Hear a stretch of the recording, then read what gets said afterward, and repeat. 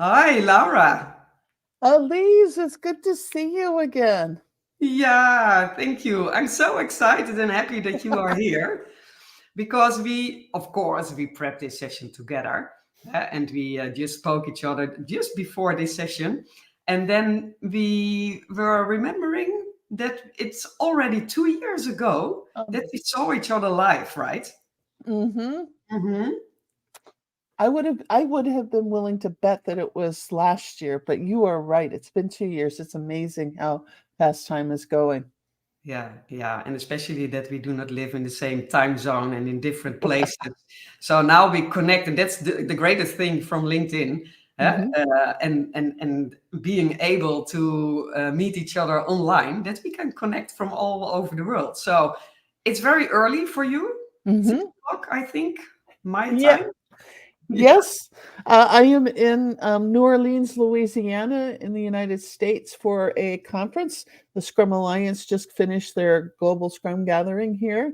Cool. And when I agreed to have this session with Elise, I was thinking that was on the East Coast, but it's actually Central Time Zone. So it's really early here, which is good news, bad news. I have to say the internet is the fastest it's ever been because I think the rest of the hotel is still sleeping. So yay us. Well, that's a good thing, Laura. Hey, but for the people who do not know you, you are the CEO of the Business Agility Institute. Can you Yes. explain a bit more what the Business Agility Institute does? Because you are now also at a Ah. Scrum gathering. You organize conferences Mm-hmm. yourself with the Mm-hmm. Institute, but you do a lot more. Can you briefly introduce a bit what the Business Agility Institute is? And maybe also then add to the question, what does business agility Ah. do? That's both good questions. So, some folks may know the Business Agility Institute from its two co-founders, Evan Laybourne and Ahmed Sidki. So, back in 2016 or so, they founded this organization because they felt like there was a need in the world of business for an organization that was looking at the whole system of business from start to end of how value flows through the system. So, not just looking at agility for teams or teams of teams or bringing agility to new functions like finance or HR, but also looking at that big picture. I joined BAI in 2020 because what else are you going to do in the middle of a pandemic, right? Um, and uh, what we do, like I think most businesses in the last 4 years has evolved, and right now we are very focused on research and advocacy for businesses who are looking to improve from a human-centric modern ways of working.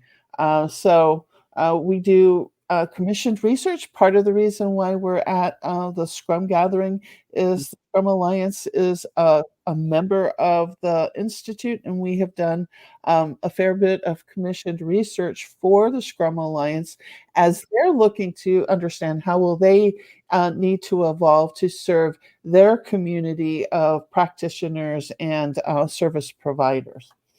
And in addition to that, as Elise mentioned, we do research, we publish material. We have gotten into some education, mostly around leading human-centric change, and Mhm. we help organizations understand where they are now and what can they do next to improve business agility.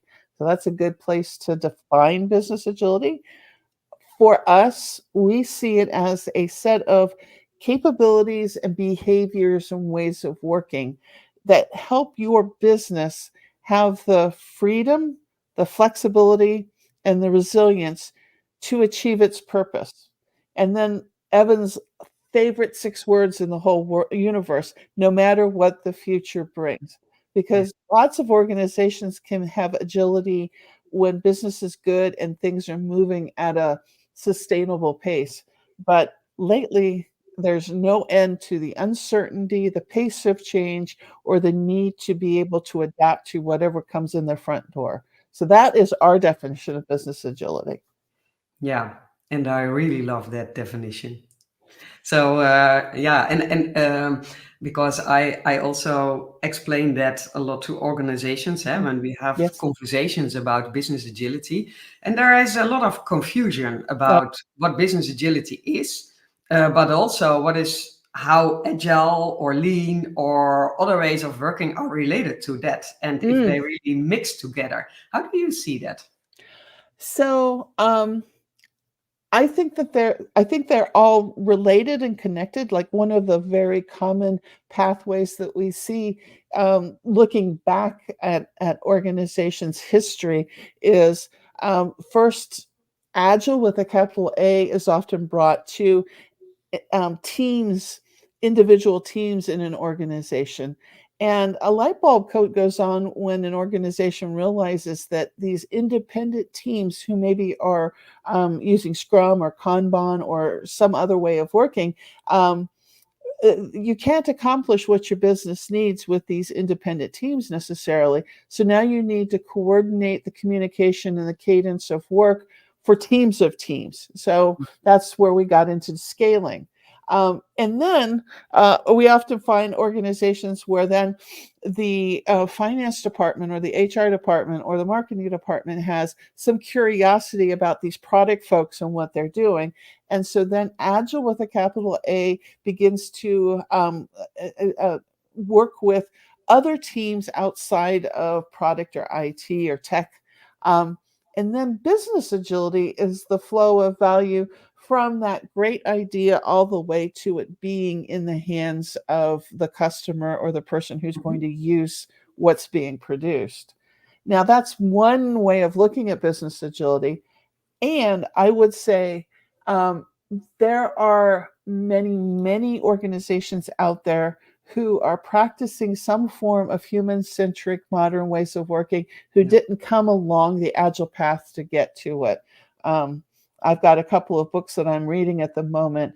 One is something called The Geek Way by Andrew McAfee, who teaches at the business school at MIT Sloan. And it is a business agility book, but he never really talks about it from that lens. But he's talking about how do people come together to collaborate to create value across a organization. That's Yeah. business agility. Yeah, yeah. So it's not about the frames and the tools. And Yes. yes, you can change your framing and use different tools, but it needs to facilitate that Hmm. other purpose, right? Yeah, Yes.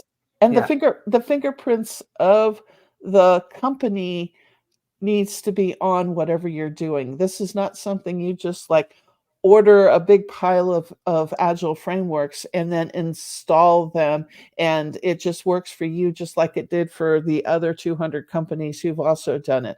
You need to be involved in it. yeah, yeah. And also mold it to your Yes. unique organization, right? Yeah, Yes. yeah, yeah, yeah. Great explanation, Laura. And but when you now look to the state of business agility, so last year, every year you do research on the state of business agility, and there are always certain topics that improve or remain the Mhm. same or are important for organizations. But last year it was a bit different, right? You Ye- saw I had different observations what Yes. organizations do. Can you elaborate a bit on that? What is So, different? so um, the we organize a way of thinking for business agility around 5 domains, and um, uh, and we've done this annual research report looks at those 5 domains and tries to assess, what is the state of business agility, what's getting better, now what's happening in the world. And last year was a bit of a surprise because it was the first year where there was a significant regression in the excellence of business agility worldwide. And in particular, it was around the capability that we call Actus One, which is really a collaboration measure of how well does Laura and Elise and Pim and Fred work together in our business so that we are accomplishing the business's objectives, not just looking out for Laura and Pim and Elise and Fred as individual functions. And it was down 8%, and that's a big deal and a big surprise, actually, because we didn't see that even in the height of the pandemic. And our take on it is there is so much economic uncertainty right now in the world, and organizations are really watching their budgets, being very conservative about how they're spending their money. And it appears that functions are not collaborating as well as they used to. People are not working together because I want to protect my budget. Elisa's protecting her budget, and Pim, we can't count on Pim for contributing to anything because they're watching their budget as well. So that's our take on it, and Yeah. we've just started gathering the research for 2024. So I'm sure you'll see in LinkedIn notes and newsletters and things like that. Please share your insights for 2024. And we're Mhm. really looking forward to seeing, does that trend continue, or maybe we should see it, hopefully, but who knows, getting better.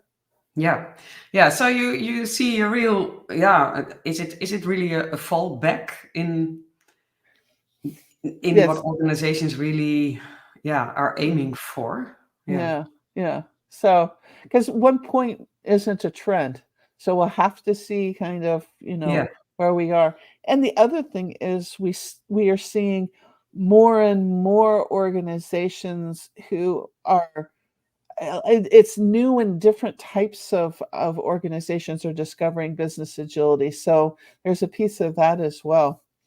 Um, so who knows? yeah, yeah. Now, yeah, I observed last week. I was at a conference, an HR conference in Porto, and I observed that the the talks and the experiences and the exchanges were not so much about business agility, but more about purpose and collective teams. And so that, I Yes. think that's a very good thing and a very good way of looking at how Yes. you like to organize your organization. Yes. So it can also be that we use different wordings, or I don't know, maybe hopefully it's not a trend, that we fall back in old behaviors, because that's maybe a bit what Yes. it is when the going gets tough. Yeah, then Oh, it, yes. yeah. People want to go back to their comfort zone, and for some organizations, some aspects of these human-centric ways of working isn't yet a entrenched, established comfort zone. So we have to keep Mhm. working on it. Yeah, Yeah, yeah. yeah. And Laura, still there are a lot of organizations in their journey to business agility, and whether this will be a trend or not, what you now observed in your last report, Mhm. maybe it's just a period of time, but there are certain topics or the challenges Mhm. that organizations face, even if they are in their journey already for a couple of years, Mhm. or are starting. What are those challenges? What do you see there? Oh, so it's interesting because you get to a point where you're like, well, you know, uh, trends that were there 30 years ago are still there. Hmm. Um, One of the things that I think, so there's two things that I want to highlight that are just so obvious, and so simple. But one thing is the linguistics of how we talk about our work, and making sure that when I say something, you as my coworker understand what that is. And it's become more and more important now because there's so much flux in the organization. Evan and I talk to a lot of companies and a lot of individuals all over the world. And our joke right now is it's kind of like everyone's playing musical chairs. There's so much change. People either are looking for work, just landed a new job, have changed their job, have a new boss, know that they're going to get a new boss, or in the middle of a reorganization or a merger or an acquisition, or everything's kind of new, but they haven't gotten enough political capital yet to be able to change something or do something. They need to be there for a while and get established. So, in these cases where there's new people and new roles and everything like that, the linguistics of how we talk about, when you say something like customer centricity, does that mean the same thing as when I say it? I think that's just super duper important. And in alignment with that, we need to really understand, like, what is the value that we are delivering. And I think that there's a return to really being clear about that and communicating it. And I think especially for a lot of very busy leaders, Mhm. um, sometimes they believe that I've said it once, so everybody knows that our top priority is XYZ. And this is something where you have to repeat it over and over and over again. And, that hasn't changed in my 30 plus years of businesses. The, what is it? What do they say? That the illusion of communication is the most dangerous thing, that I think Mhm. that communicated something when you haven't heard it. So that's super important. Yeah, yeah. So there's a real danger in assuming that people understand what you are saying and mean Yes. with certain things. Yeah, I also see that, and that's also comes back in certain researches, that CEOs think that their purpose of the organization is very Mhm. well understood, and one level lower, that percentage drops already down to 50%. So Wow. yeah, it's from 98% to 50. So imagine what Mhm. happens in the teams in the organization. Do they really understand their Yep. purpose? And if they know the purpose, do they then understand what the organization wants to achieve and what they all want to achieve? So yeah, I think it's very important to have continuously the conversation about what you are aiming for, and Mhm. yeah, what you mean with certain topics and wordings also. Yeah, yeah. And we if we speak about the leadership teams in organizations, how important is it that everyone is involved or committed? What does it mean for an organization if that's not the case? Um, so if leaders are not really involved with a move towards more human-centric ways of working, what it means is the organization is not going to be able to get the return on the investment of their time and their attention that they're hoping to get. They're not going to see the benefits that they'd like to see. This goes all the way back to um, the work that we did to develop the domains and capabilities of business agility. We identified 84 behaviors that, if you see these behaviors, that's an indication of excellence with respect to business agility in an organization. And we built this bottom up based on our research and based on just identifying these behaviors and then organizing them. And when we organize them into who needs to exhibit these behaviors, there's a bucket of, this is things that we look for everyone to do. Things like uh, running experiments, taking time to reflect on outcomes, and then adjusting course. So, and then there's behaviors that we specifically look to leaders to Mhm. exhibit and to executives. And if you combine the executive and leader behaviors, that's 2/3 of the behaviors for excellence in business agility. So, if you don't have a change in how we lead an organization, you're going to have limitations in terms of how much agility, how much ability will you have to serve your customer in a way that gives you that freedom, flexibility, and resilience that you're looking for. Yeah, and but I can also imagine that because that it's a lot, huh? Skills, Oh my God. abilities, behaviors. It's Yeah. so I can also imagine for leaders who are starting to dive into business agility and what it means, that they think, oh my goodness, this is really much Mhm. to change. Yes. Maybe. It's interesting because there's this dichotomy of there's a lot of things that can be changed, and as with most things, the Pareto principle, 80/20 type of thing, you can get 80% of the benefit by focusing on the right few things.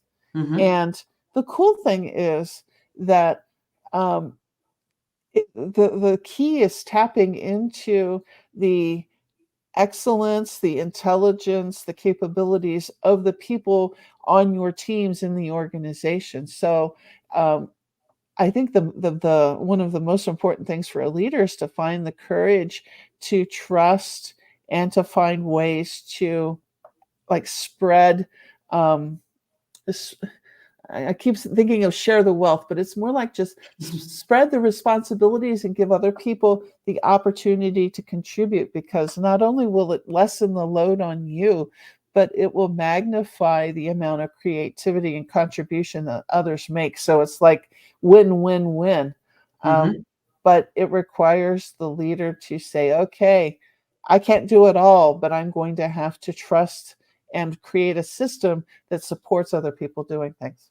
Yeah, yeah, yeah. I think that's also a very important one. And I hear that back from a lot of people, creating trust, letting go of the control and the Yes, micromanaging. But yes. really, yeah, also being creative, involve your people in your organization.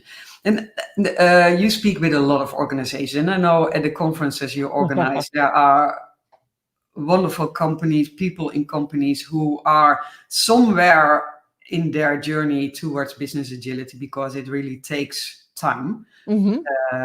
And what are some great or examples from companies that you say, wow, they did this to really change? What Mm. are examples to, for instance, look at or look in for other people who are aiming for business agility? Um, that is a great question. I'm thinking about we're seeing we're seeing a greater variety in the types of companies who are talking about increasing business agility, and I'm thinking of a, a medical center that we're talking with right now.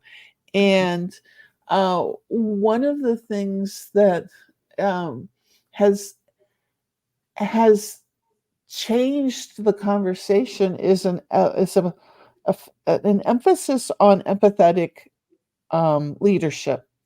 Hmm. And by that I mean um, shifting the mindset to realizing that uh, finding the first thing to do is off. You should talk to the people who are doing the work. So this comes from this was an idea that we shared that comes from Jim Keen, who was a former CEO of Steelcase, which is a company that manufactures office equipment. And Jim talks about doing empathetic in interviews of employees, where you get a small number of employees together, and they have a conversation with a senior leader in the organization who is not in their chain of reporting. So this isn't your boss or your boss's boss or something like that. This is someone who has no impact on evaluating your performance. And Hmm. the leader asks only three questions: what's getting better, what's getting worse, and how do you feel about it? And other than that, their job is to listen. And the only other question they're supposed to ask is, tell me more. And what is shocking to the organizations that do this is that um, the trends, you start to see trends very quickly. You see them from the eyes of the people who are doing the work. And that leads very naturally into, well, what can we do to improve things? And there's a belief, I think, that we Agilists have kind of fostered that everything is this huge activity and it takes a lot of work to create change. Mhm. And a lot of times we step over littler things that we could do that would have a huge impact, and it's a place to start. The Yeah. other the other thing that's really been like a aha for I think many leaders is when they're dealing with change resistance. And let's just be clear. I mean, that is everywhere right now. Nobody feels like they have capacity for change. Yep. But if you are looking for something small to try and you frame it as an experiment, you start to have a conversation about, well, what could we try for the next month? Because it's not permanent, and I don't have to make sure that I've covered every possible scenario of how this could be bad for us. It's just an experiment what we're going to run, and we're going to learn from it. Yeah, yeah, I think So, that's a great example, Laura, because I also noticed that in organization that yeah. even if you, the moment you speak about change, then everyone think, oh no, not now, not today. I already have so much work. Yes. That's Yes. literally what people say, and I can imagine that that is the case because their backlog is full. Hmm. And if you start talking about experimenting, piloting, learning from that, just small, Hmm. then it's a different way of looking at how you improve Yes. things in your organization, because we are in an era of continuous change. So Yeah. tomorrow is different as today, and the Yep. day after will also be different. So yeah, hopefully the changes will not that fast be that fast, but you never know how fast it goes, right? Yeah. I've I've noticed that we no longer talk about the new normal. We've just given up that there's going to be a normal. Yeah, yeah, So yes, absolutely.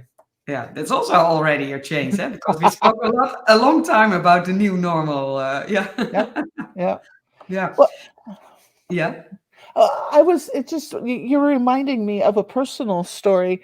Um, So my husband and I have been customers of a bank in the United States here for 30 years. We have been with the same bank from, the very beginning of our careers all the way through, which is a minor miracle actually if you think about how much banking, you know, have banks have acquired each other and merged and all of this. But we work with this same bank. And at the end of last year, my husband, who is a coach and trainer, noticed that he would complete classes and Eventbrite was sending him messages saying, "Hey, we can't actually make deposits to your checking account anymore. You should go, you need to work this out because we're holding your money, but you can't have it until we can make a deposit." So we start on this journey with this bank. Turns out there was a change in the regulations at the bank, and they didn't want us to be using a virtual mailing address for the bank. They wanted us to actually use our physical home address, blah, blah, blah. And this is compliance and you have to do it. And we run into these issues a lot of times when we talk to companies because they say, boy, we can't be that agile because we work in a highly regulated industry where there's a lot of things that we have to comply with. And when they change things, we have to do this. Yeah. Well, long story short, we go through this whole process trying to figure out how to get this fix implemented. And at the end of the day, the solution was that we had to close all of our accounts and reopen them with the new address because they had not had a scenario where there were accounts that were so old that they would have to make these changes. It's even hard to describe what the issue was.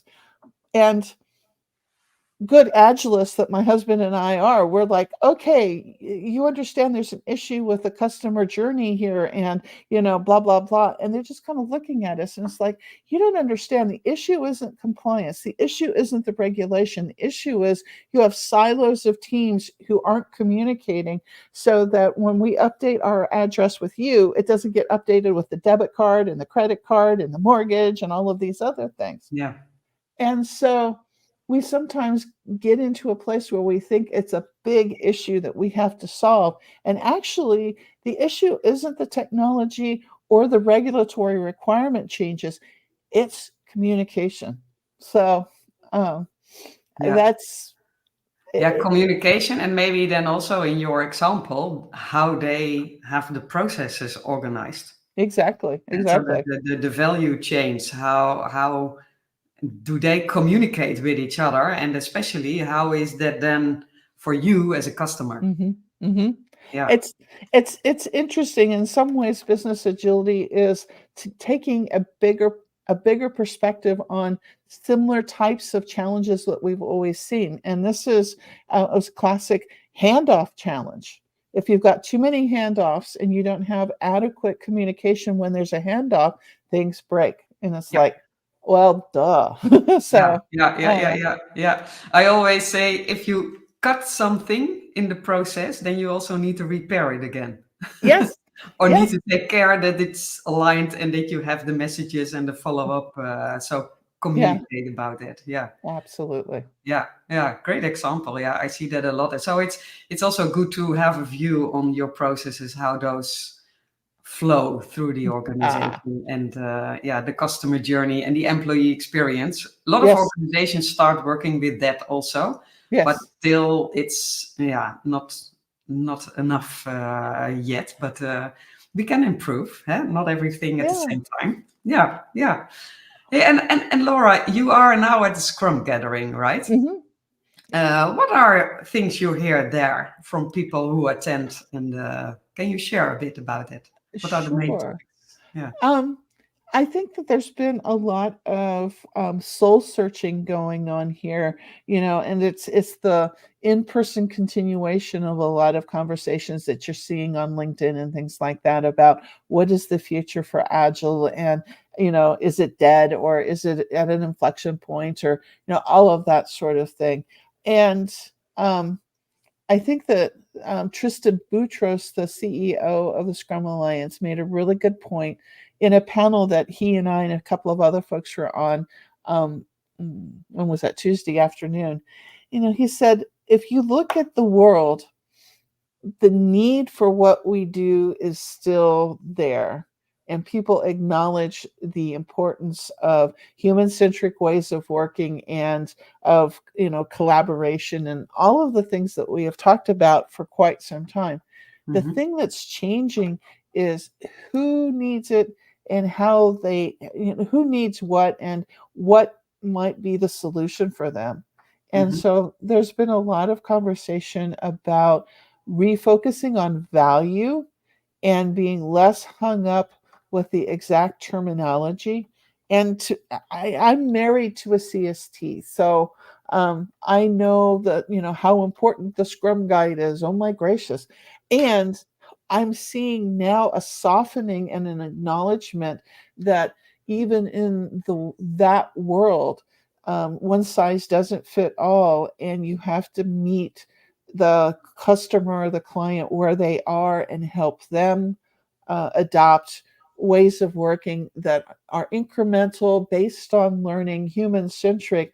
And it may not be exactly the same approach that another department in the same company, much less another company, might use.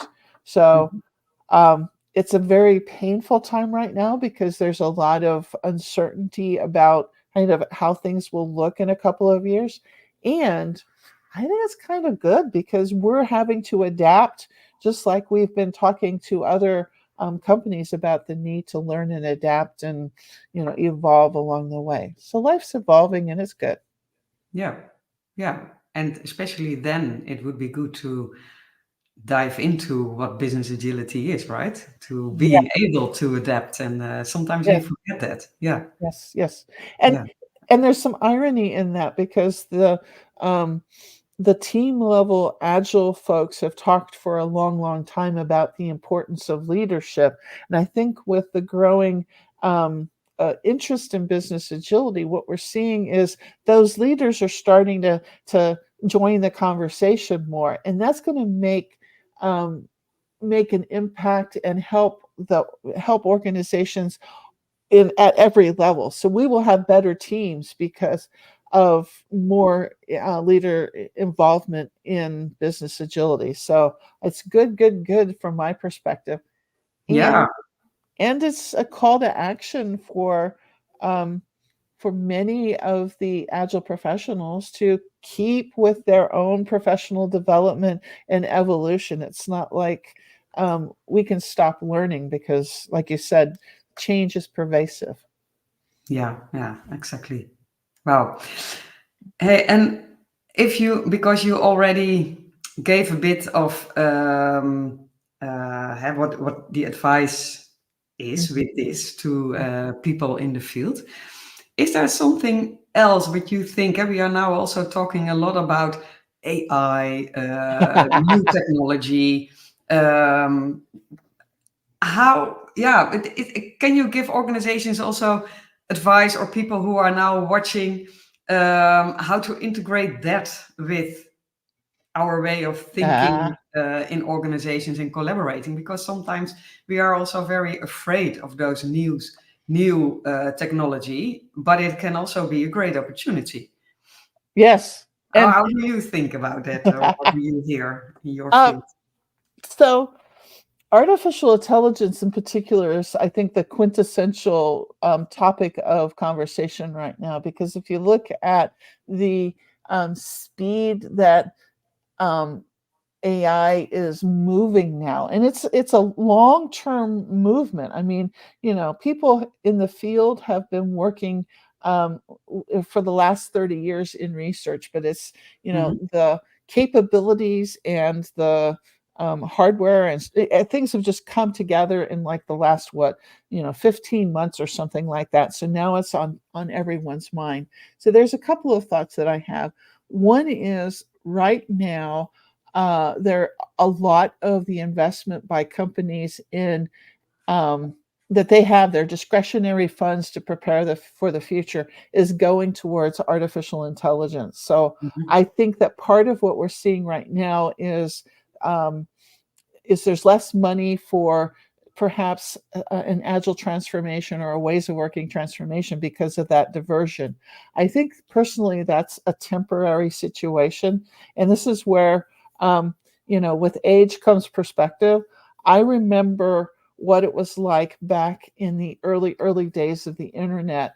And I live in Silicon Valley, so I would go to meetups, and there would be startups who were desperately looking for their cool idea so that they could get venture funding so that they could be part of this magnificent new thing. And I remember distinctly meeting a founder for what was like Smell-O-Vision. And the idea was this was going to be a little accessory that you connect to your personal computer. And then if you saw an ad for a chocolate chip cookie, you would actually smell that because this little device would generate that smell. And it was funded by venture capital. It was a real business. And when the internet bubble burst in the early 2000s, everybody looked at that and said, well, no, duh, that was a stupid idea. Why did it gather that kind of information? And why was pets.com talking about selling bags of dog food over the internet delivered to your front door? That's stupid as well. So everybody went from chasing the money to being, armchair analysts as to why all of these ideas were stupid. Well, fast forward 20 years, and I still don't have Smell-O-Vision, and I'm okay with that. But I buy my dog food and my cat food and my dog toys and my cat toys and a bunch of other stuff, and it shows up on my front doorstep. So when we talk to folks around artificial intelligence, it's not going to be this super fast, everything's getting bigger and bigger and better and better and better. There's a bubble coming, and it's going to burst, and then we'll pick up the pieces and keep going. And ultimately, how we work will fundamentally change. But there's going to be, I think, more need and more interest in the human side of that, because we can talk about the artificial intelligence and how it can help us do our jobs. And, there's going to be jobs that change drastically. Absolutely agree. Mhm. And at the end of the day, we as humans have to figure out, how does AI fit into the systems of work that we have, and what are the interfaces for that? And I think we're going to see a big interest in learning agility. So if I were a hiring manager right now and I were interviewing you, Elise, to join our team, I wouldn't just be looking at what skills does Elise have right now, but I'd also be trying to think about how can I determine how Mhm. flexible are you and how quickly can you learn the new thing? Because your job, if you join my company and in 5 years, at least half of your job is going to be stuff that doesn't even exist right now. New tasks, new responsibilities, new systems that you need to work with. So it's super valuable to have someone who can learn very quickly and has that ability to come up to speed on new things fast. Yeah. That's the place where if I were an individual looking for, what do I do next? I'd be asking, how do I what does that look like and how do I demonstrate that? Because those folks are going to be very, very important to the future of business in the world, frankly. Yeah, yeah, yeah. I think that's a great advice, and that also means something for the way how we hire people, but also in our organizations and the conversations we have with Yes. people in the organization. Um, that you move the mindset or shift the mindset to really start learning bit by bit, Hmm. being able to adapt to all the changes that are there. And maybe you cannot learn everything, I know, but No. that you are open to learn. That's already gives also a bit of rest to people, I think, in the organizations. Oh, yes. Yes, Yeah, absolutely. yeah. Absolutely. Hey, and we are almost coming to an end of this session. Yeah. I think you have so much experience and also the experience you have with other organizations. And I really hope that we once have again a conference in New York. That was really, all the other conferences are great, but this one is always really special. Yeah, Thank you. I don't know why, but there's always such a great vibe with the people who are attending, and also Hmm. the city, of course. But yeah, it's I really love that. But if you already gave a lot of advices Hmm. for what leaders can do, what people can do in the organization. In the end, everyone can lead. Huh? You do not have the title to lead. Is there one thing that you think, oh, that's what we did not touch on, but that's important to know, understand, Uh, or start with? you know what? One thing, if I could do a little plug for a couple of things that BAI is working on right now, is keep an eye out on LinkedIn for an invitation to participate in the Business Agility Research for 2024. It's a Yep. little survey that folks can fill out that helps give us that picture of kind of what is the state of business agility in the world. So that survey is open, and that's very much appreciated. And then the other thing, and we're super excited about this, is prior to the pandemic, there was a team who was working on launching a chapter for the Business Agility Institute in the United Kingdom. And Mm, these guys have been persistent, resilient, and focused. And we are finally launching that group. We're doing a meetup next week that's online, oh, so you can cool. join. Yeah. Um, and Evan and I both will be speaking there. And Yeah. then the third week of September, there will be a in-person launch in the London area, and you'll see lots more about this. But we think that this will be our first chapter in Europe for the Business Agility Institute. And there's no requirement to be a resident of or to work in the UK. So anybody and everybody are welcome to join us for the launch, join the chapter, connect into the community. So part of what I hope you will see in the future, Elise, is there's going to be more events that are BAI headquarter things, but also we are looking to start really building more community around the world. And the UK chapter is the next chapter, pun That's intended. That's fantastic. And can you share the link with me that we can put it in the comments for this session so that everyone can Yes. see where to attend, who is part of the session, or who is part of the organization over there? You told me not to get on LinkedIn, so I'm going to have to maybe send it to you after we get off. Is that possible? Of course, yeah, Okay. yeah. We can add it in the comments because I think that's important to share. Mhm. So we can spread the word and make things a bit better in Wonderful. organizations and in society alike. Well, thank you, Laura, for being here on this early, impossible hour for you. You are so welcome. But now you have an entire day in front of you. So enjoy the gathering again. Is it also today?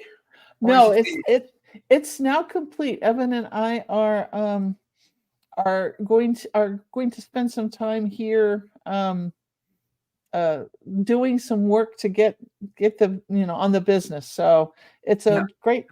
a great day to be able to like meet an Australian in New Orleans and enjoy the sunshine and do some work. So Fantastic. yeah, So thank you, Laura, and say hi to Evan.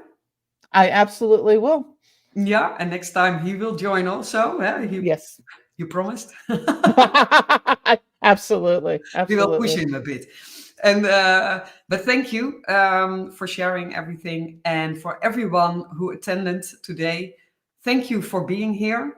And if you have questions or something pops up, don't hesitate to reach out to Laura on LinkedIn. Everyone yeah. can reach you over there. And also, if you watch this in the replay, don't hesitate to reach out or to drop your questions still in the comments. And I wish you all a wonderful day today. Thank you. Thank you. Thank you.